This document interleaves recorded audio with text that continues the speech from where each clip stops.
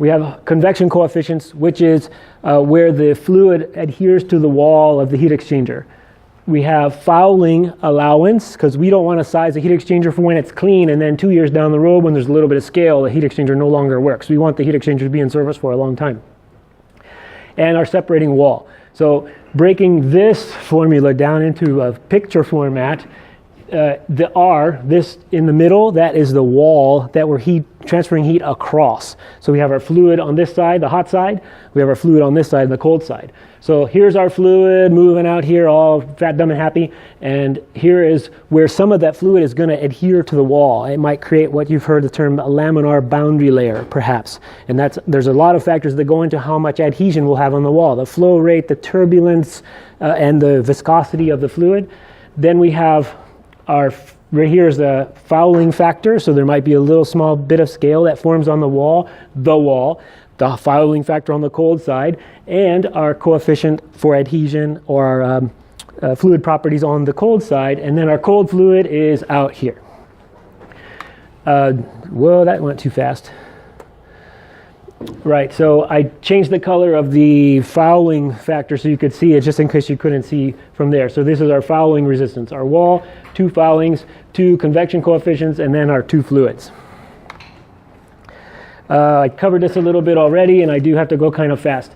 So turbulence, temperature, all these things affect. So a water heater, for example, heats the water, and that where it's making contact with the water is the hottest point, and you'll get the hotter the temperature, the more solids will come out and scale up that heat transfer source, that heat source. So you've heard of scale. I brought an example of a tube that's completely plugged with scale, and I've also got heat exchanger samples on the side. We can do a little show and tell and touchy-feely at the end. They're a little dirty, so I brought wipes too for everybody that's funny about that like me. Right, so typical fouling factors are really small numbers, but they can have an incredible impact on what we choose, what heat exchanger, how we size that heat exchanger.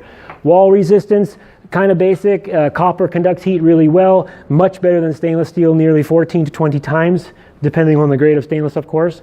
So copper is a common metal, but it doesn't withstand a lot of the fluid properties that stainless steel may withstand. I briefly discussed film coefficient layers, so I'm going to go right through. These types of things will affect the film coefficient.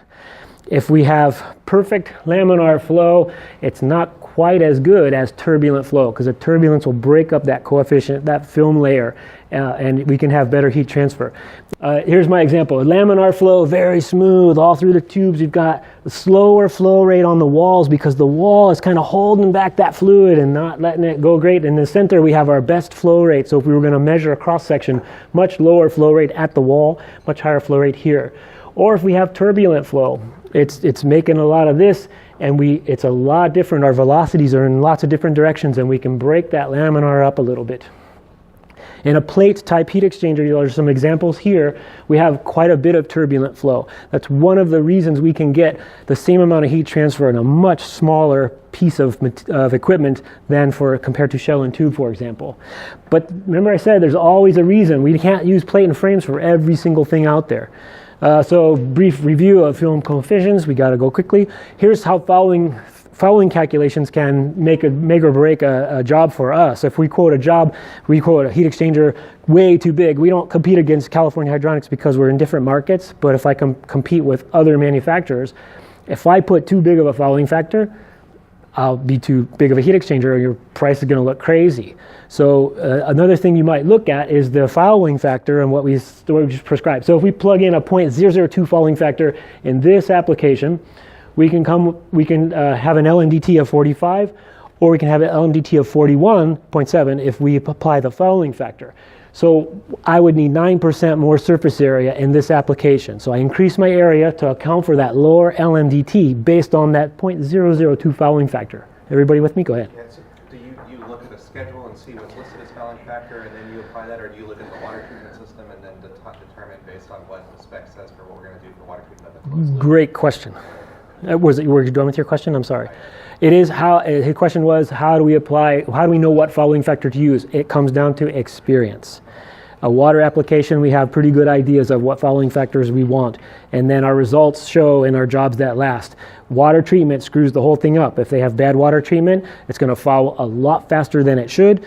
A 0.002 in this application, we plugged it in, it gave us 9% more surface area. If I take, just let me finish this one thought. If we take a different application and plug in the same 0.002, I can end up with differences of 423 to 229. So if I use this heat exchanger, I will need 85% more surface area, nearly twice as big. Am I going to get that job? No, probably not. Do you need a heat exchanger that big? No, probably not. If you put a heat exchanger that big in this application, it may not function better. Bigger is not always better. You're going to have lower turbulence, so you're going to have less U factor on that same heat exchanger with those flow rates. So bigger is not always better. So if you take, if you okay, I've sized for this great big heat exchanger, but we're going to have all our things. If we don't go back and reestablish that we need a smaller heat exchanger, that big heat exchanger may not function at the same LNDT that you are expecting.